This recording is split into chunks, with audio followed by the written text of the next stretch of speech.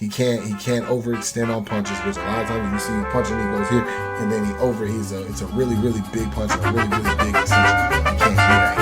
He's gonna have to be here working with his hands up.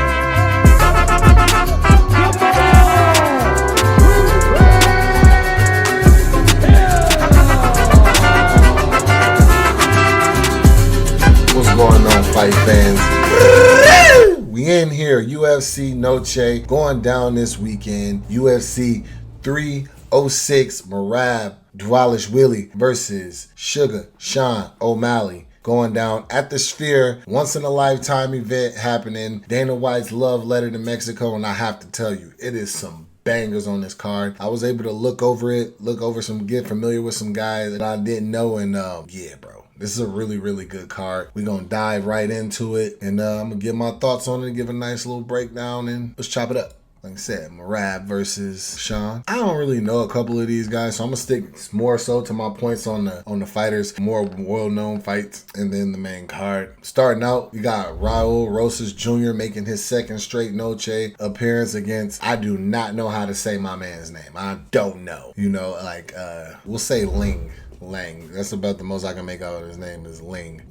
He swings like a grown-ass man. He's he's one of those guys and one of those punchers that Raul, for his age, I don't know if those are shots or the shots that he wants to take, right? He sets up good shots, working his way in slowly, and then he has good steps and good punches. He also has some pretty solid counters whenever he's hit, maybe with like a single shot. Raul, for the most part, he's a grappling ace, but he does have decent enough striking. He tends to one shot a lot, which I think in this fight could get him countered. His kicks, he just kind of fires, like last fight, kind of just fires one of fires, kicks out and kind of sits. I've seen Ling counter those. He might want to just set him up. You know what I mean? Like, I think feints would do Raul really, really good in this fight. Working behind a solid jab would do him really good in this fight. Either working his way, getting him to the ground to where he's really, really good at, or what I've seen from Ling is maybe not the first or the second shot, right? He handles those first shots, but it's the big wind up, right? Sometimes a lot of times you'll see somebody throw a shot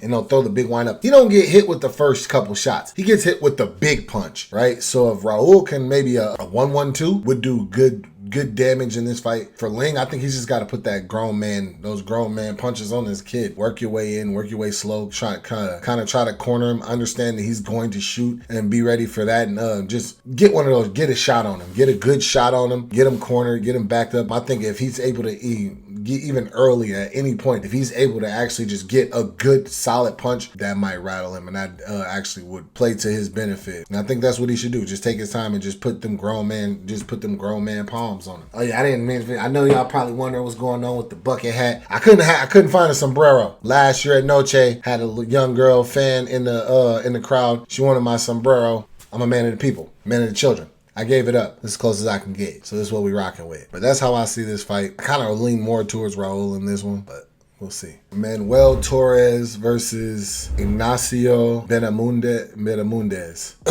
Bro, this one, I'm going to be straight up banger alert. Ignacio is 6'3" at lightweight, and Torres is coming in with finishes in all of his UFC fights. They've all been finished in the first round. Even his Contender Series fight to get into the UFC was a finish, and I believe it was a first round finish as well. Like I said, Ignacio is tall, which probably makes him, if not one of the taller, if not the tallest guy in the division. Manuel is about 5'10". He has long arms. He covers up a little bit of that reach and still gives up about 2 inches of reach in the arms. So what I've seen from Ignacio, he likes to he likes to beat people up from the outside. He understands that he's bigger and taller and has more reach than a lot of people in this division. So he'll use that to just kind of pick shots, hit him, pop him with good shots, and stay in a range where he can touch them, and they more so can't really touch him without loading up or just being fast. Roosevelt Roberts used a really good jab, just that initial fast bang movement. So he can be hit there. I've seen Torres has a good jab. He has that exact same jab as well as follow-up punches, right? So he's not just bang, throwing just a fast jab to land the jab and follow you up. Once he lands, he follows up with multiple shots and he counters, right? He's one of those guys that he counters with combinations. That's going to pay a huge dividends in this fight for Torres. Ignacio, he'll pick that snipe shot. Well,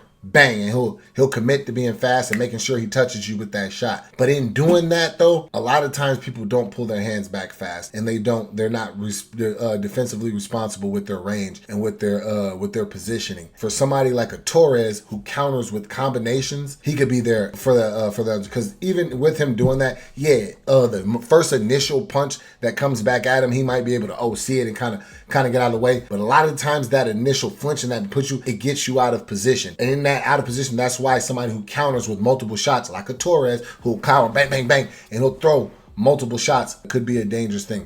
Now, when he does counter, I have noticed that Torres, he more so reaches than he does follow with his feet, punch with his feet. In that, there's an opening for Ignacio if he actually comes with that hard shot, and instead of just trying to get out of the way, he throws a counter to interrupt that combination that's coming back at him. This is a really, really good fight. This is going to be an absolute banger of a fight. No way this fight sucks. I don't see it going the distance either. I believe it could possibly be a knockout. Ignacio has the physical gifts, but from what I've seen from Torres, the striking and the finishability and the ability to just hit and land his shots gives him an advantage to me in this fight. Moving on to the next fight. Irene Aldana versus Norma Dumont. Again, another absolute banger. In the women's division, Irene is a very skilled stand-up boxer, striker, mixes things in well, and Norma is a powerhouse. She comes to knock girls' heads off. She's got a nice hip toss. It's definitely a banger. So how do I see it? I see Irene as the better athlete. She has better footwork. I believe she has the faster initial twitch motion, right? The power would go on the other side would go to Norma, but in this fight, Irene needs to be the better athlete. She needs to get on the bike, kind of be in and out with a light on her feet with her movement, because Norma does tend to charge, and she does tend to kind of blitz in the range to try to get to her shot. So she'll put her head down and kind of just lunge in the range like that. So for Irene, I think her feints, her jab is going to be very, very key and pivotal in this fight. She can work in the low kicks as well to kind of take some of the sting off. I think she should more so do that at the end of a combination, right? I don't think she should lead with the head with the leg kicks. I don't think she should just come out and just fire a kick. I believe that she should get her to feint and then get Norma to lunge fast off of that lunge, give her a combination, and then end that maybe with the leg kick, or feint her and get her to move backwards. If she can actually feint and she can get something to land, if she can get Norma to go backwards and then add the leg kick at the end of that. She has to be faster, be on the bike. Don't let Norma corner her. For Norma, that's what she needs to do. Norma needs to use her, not follow and not chase her, cut her off. Use her movement to move around and cut her off, cut off the cage, back her up against the cage. Kind of like Jessica Andrade was doing against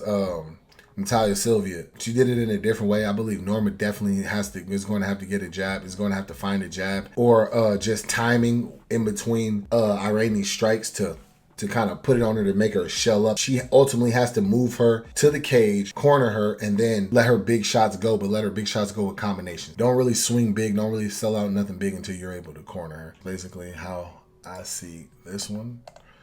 Moving on, Ronald Rodriguez versus Ode Osbourne. You already know, if you know me, you know this one come closer to me hot. We got me brother Ode. Season 4, season 3, I don't remember which one it was, coming together while back. How do I see it? Ode is good everywhere, all right? He has good kickboxing. He has good jiu-jitsu. Ronaldo, to me, is a fucking fighter, bro. He's just like he comes to bang. Yeah, he wants in the fire. He thrives within the chaos. From the way he swings, from the way he fights, like, right? He wants to get in. He wants to get in close up on you. He wants to hit you with big shots, and he wants to put your lights out. In that, I've seen some things, right? Ronaldo, for the most part, he doesn't work behind the jab. He kind of does that, just kind of walks into that range, right? He kind of follows behind you if you're walking, and then there's not a whole lot of setup for the shots he throws. He just throws big, and sometimes he just throws multiple, and he just bites down, and that gets him there. A lot of times he ends up in positions from him being overzealous and trying to do too much at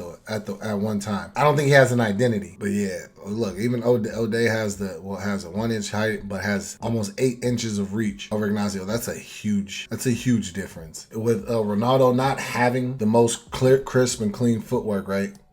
So he's not one of those guys that just got that won't walk you in, like kind of that smooth footwork to kind of cut the angles and things like that. He's kind of more so of a walk in the range and get in the range and then kind of fight you right when when you get in there. So for O'Day, he's got to get on the bike, bro. You got to use good footwork, good angles, slow the fight down, and go at your pace, right? Ronaldo don't have an identity, so he's more so just out there just fighting. He doesn't understand exactly what he wants to do. Like a Habib. Habib, all right, I know, like Habib comes out, he understands he wants. It's not just the fact that he wants to grab you. Oh, I want to wrestle you, I want to grab. He understands he wants to put a pace on you and relentlessly and make you tired, just like a Bilal. He wants to get in your face, stay in your face, and make you continue to work and see if you can keep up with that level of work, because he's willing to bet that you're going to start to fade, and as you're starting to fade, he's still going to be able to start to pour it on you, eventually get you out of there or just outwork you until the end of the fight. Ronaldo doesn't necessarily have that. He's more so just in there fighting, and he's looking and trying to knock you out. O'Day has to slow this fight down and be the veteran in this fight. Use a good fight behind a good jab, fight behind good range. He lunges a lot. Ronaldo, lunges a lot to try to get in range, and he kind of more so just follows. So I think a lot of good feints will pay dividends, but don't just feint for no reason. Feint to set something up, right? So if you're thinking, all right, I want to land my jab, all right, I'm gonna put my jab out there and let him feel that. All right, bang, he's seeing it now. All right, he's used to catching it. All right, he got time. He caught the timing on it. Get it. He maybe slapped it or tapped it down a couple times. All right, now I'm gonna throw a feint to switch up the timing on that, and right behind that, then I'm gonna jab it, and then I'll find my jab, and then I'll start to find other things behind that. That's what O'Day needs to do in this fight. He needs to slow it down, but also make him work. Volume. I think volume would be a massive key. Because another thing that I noticed is this guy isn't exactly, he's not a slip and counter type of fighter. If you can get in his face and you can actually hit him and you can get him to go backwards, he will go back. He'll recede. And his defense is to get out of there and get out of the way. It's not to try to make you miss or anything like that. If you get overzealous, I believe he'll probably slip under and maybe shoot for a takedown. But for the most part, if you keep him at range and it's right in his face, maybe like a feint and then a feint, good one, or maybe a 1-1-2 behind your feints and things like that, I believe you can work and get in his face and back him up. For Ronaldo against O'Day, try to corner him. For the most part, that's what he does in his fight. You try to corner him, try to get some big shots on him, and hopefully he would try to land big shots on O'Day to try to test the fact of we've seen O'Day hurt before. We've seen him hurt before, and kind of when he gets hurt, he gets lost in the scramble, and you can't take advantage. You can't take advantage of that. So for Ronaldo, I would think the key would be find a fucking jab for one. Try to put his back into the cage and land those big shots, because this dude looks like he hits hard. It looks like it's just complete nasty work whenever he does land. He does find his punches. I'm not saying he's just out there just swinging and not hitting anything. I'm just saying that if you play it right and technical, you can make it difficult. That's how I see this fight. O'Day does fire kicks. He's got a lot of kicks, which I think will help in this fight, but he has a habit of throwing kicks that are not set up and that are bad timing, maybe on like a retreat, and then he'll just throw while he's off balance and things like that, because that's the strike that he sees to maybe get you back. Should not do that. If Ronaldo can force him into that kind of chaos where he kind of starts to throw those kicks, I've seen him catch. That's the one strike that he does catch, and he does counter well. So if Ronaldo is able to pressure and able to force those ill-advised shots out of O'Day and then put his shots on behind those, that would be a one road to victory. That's pretty much how I see this fight. And we're going to move on. Daniel Zellhuber versus Esteban Robics. I don't know. Hell of a fight. All right, we're just going to say that right out the bat. Hell of a fight. Daniel Zellhuber, another tall, I believe he's like 6'3", 6'2", 6'3" at lightweight. This is getting insane. Esteban just is coming off the knockout of Terrence. Let's look at the physical. So yeah, he's about 6'1", 77-inch reach. He's got almost 10 inches of reach on this guy, so completely crazy as far as the physical build goes. All right, how do I see this fight? Esteban does something that I seen very well, right?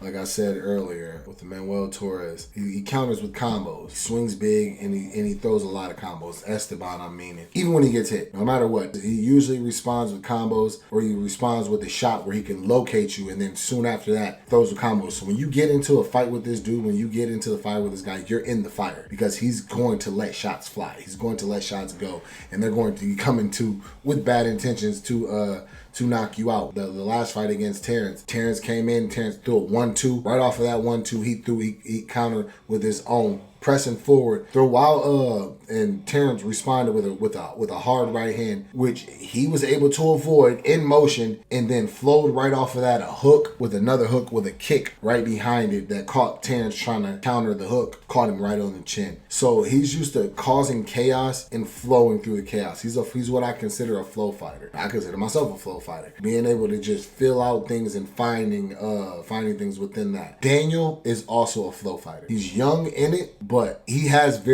good flow whenever he gets caught in it. Now, another thing that I will say about Daniel gets hit. He is hittable. He does get hit. He's gonna have to have good hands, good posture. Now, Daniel, he pop shots a lot. He pop shots. He'll hit you with that one single shot. He throws kicks, ill-advised kicks, unset up kicks off balance. He's just young in there. He's young in there fighting. Like I said, he'd be another guy that I'd say don't exactly have an identity. He's in there just fighting. He's just raw talent, just in there fighting. And he doesn't have like all right, this is what I do well. This is what I'm going to do. This is what I want to implement. But this is what I'm good at, breaking people down at, no matter at what level, best in the world, whatever. So he don't have that at this particular time. This is honestly a truly, truly dangerous fight for this kid. Anybody knows I've spoken on him. I love Daniel. I see a lot of myself in Daniel. I got my coach, my striking coach. He implemented a lot of things from the Mexican culture and heritage. You know, my coach is half Mexican. This is a dangerous fight for him. Esteban, even whether he gets hit, whether you miss, or whether he's coming at you, he's firing combinations. The reason why that's a problem, as I said previously in the Torres fight, he's single-shotting. He's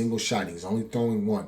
He's not throwing combinations, right? He's using his length and physical size to just load up and throw one shot, and sometimes they're not set up. Against an Esteban, that's extremely dangerous because he will counter. He's going to counter no matter what this kid throws, especially if he throws a kick. If he throws an unset up kick, whether it be a leg kick to the body, whatever, the minute he kicks and it touches, Esteban's going to throw. And the thing is, if he throws, baby, if he lands and then he gets caught up in that, like, oh, I gotta try to flow back into it, he's going to flow right back into another combination. And I believe that Esteban's flow is better than Daniel's because I've seen Daniel just more so on a heavy, heavy pop shot and single shot basis. So what do they need to do? Esteban, honestly, truthfully, needs to do what he does. Hands up high, deal with that initial shot from Daniel, follow his combos, and pull him into that flow where he flows and finds those big shots. Because he uppercuts, hooks, straights, knees, kicks, everything. Esteban, everything, his whole arsenal is open from all ranges and in the midst of that flow. For Daniel's got he can do the single shot game. I'm not suggesting that he goes in and tries to flow against Esteban because, like I said, I believe Esteban is better at the flow. But I think he should at least go in, and those pop shot, those single shots are going to have to count. They're going to have to be from good positioning, good stance awareness. Feints are going to be key for Daniel. Position is going to be key for Daniel. The fact of landing good and landing clean. He don't have to land hard. He just has to land clean to where he has to acknowledge and reset off of being hit, and he doesn't really have exactly that time to just be able to just throw combos and fight his combos right after that, because it's a lot harder to come back and bang and flow back into combinations if you just got hit. And then whenever he does hit, he needs to immediately, as fast as he throws it, pull it back, reset the range to where he has that reach advantage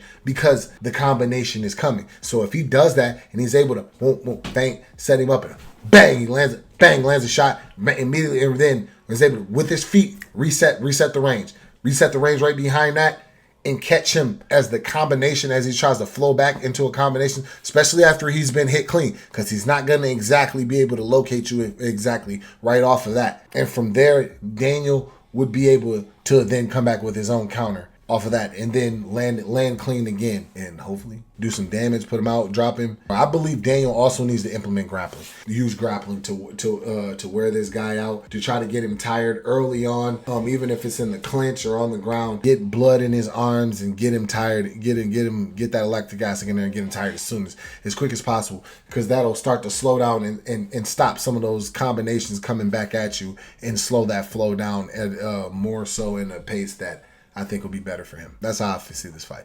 Moving on. Brian Ortega versus Diego Lopes. The fight that we were supposed to get at International Fight Week. We will get it now. And it's just as much of a banger now as it was then. Absolutely incredible fight. Diego's going to have more of the physical advantages in this fight. But T-City has fought everybody. He's fought everybody at the top of this division. He's fought the GOATs of this weight class. And now he's at the spot where now he's gonna defend his spot against the young, hungry, up and coming superstar. Diego's a superstar, and he's a superstar in the making. He's dynamic. I call him Mr. Dynamic. He's fun to watch. Straight action. Every fight is like just must-see TV. Incredible athlete. Incredible athlete. Brian Ortega is game, bro. He's game. He's a great fighter. Willing to come out and throw and bang with those hands, as well as we know the grappling that T-City brings. He's one of those guys that's always dangerous on the ground and always a threat to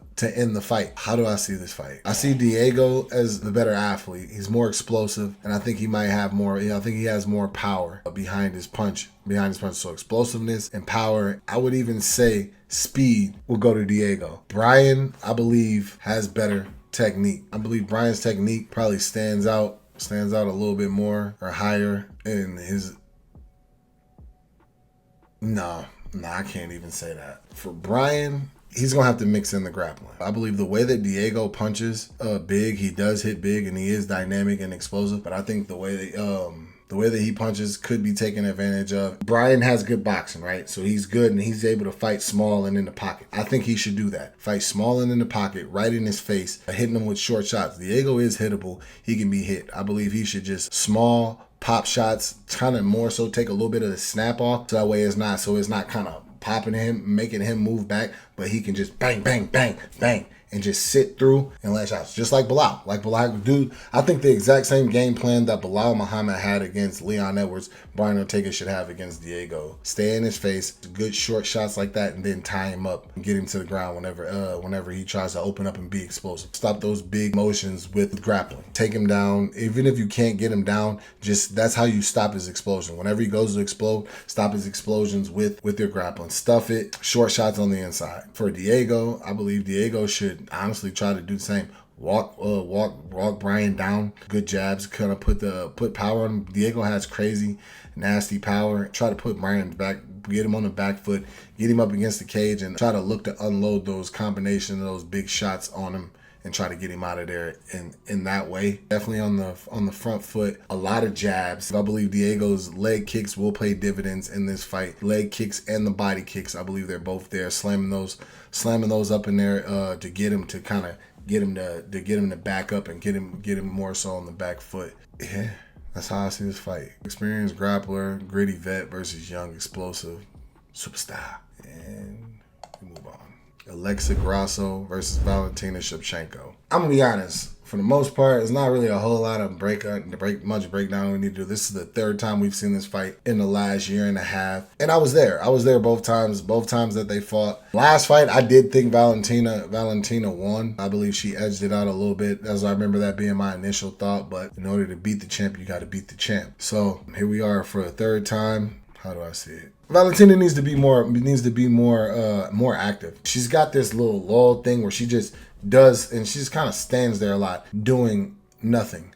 Her jab needs to be more of she needs to add a double jab, to where she can either double or triple up her jab. I believe that would help her get in more strength and help her get more so to the things that she's better at. She's not going to be able to just go in and bully Alexa, which we've seen. And I believe Alexa has better boxing on the inside than Valentina, which we've seen now at this point. And that fight really ended off of a right hand that landed clean from Alexa Grasso to Valentina. She landed a couple times in the second fight as well. Wasn't able to get the finish, but she has the ability to inside find that good straight right hand, and I believe she switches to southpaws, left hand as well. So she has good shots on the inside that she can catch Valentina with. I think that's what she should do. Just stay in her face, keep throwing shots on her. Don't allow her to stay on the back foot. The minute she decides that she wants to be on her back foot and go, don't let her off of it. The minute she's just kind of standing there and waiting back and trying to just sit there in the Muay Thai, hop, just